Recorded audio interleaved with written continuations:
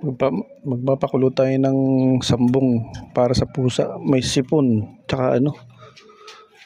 Ito yung puno ng sambong. Papakuluin natin yan, pati ito. Yan, pagsasamahin natin yan. Sambong, tsaka kasi yung pusa may mga sipon. Ay uminom ng gamot. Yan, may sipon yan, no? May sipon.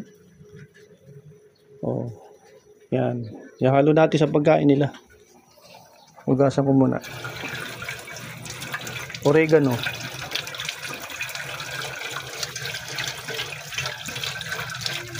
Okay. Chicken head. Yan, chicken head yan. Hahalo sa sabaw yan. Ito naman oregano.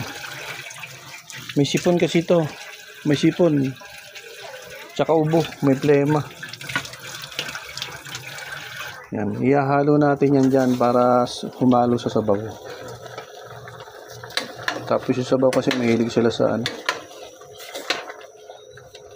Ulo ng manok yan mga boss, ulo ng manok. Ulo ng manok. Yan. Sambong tsaka oregano. Gamot sa pusa, gamot sa sipon tsaka ubo. Yan. Oregano at sambong sa ulo ng manok.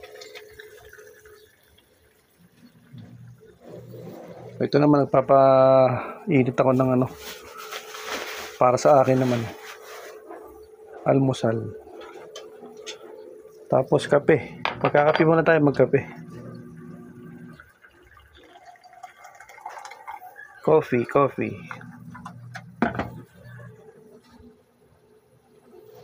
O yan mga boss.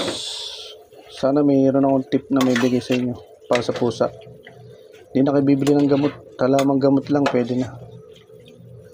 Maghahalo yan dyan sa manok.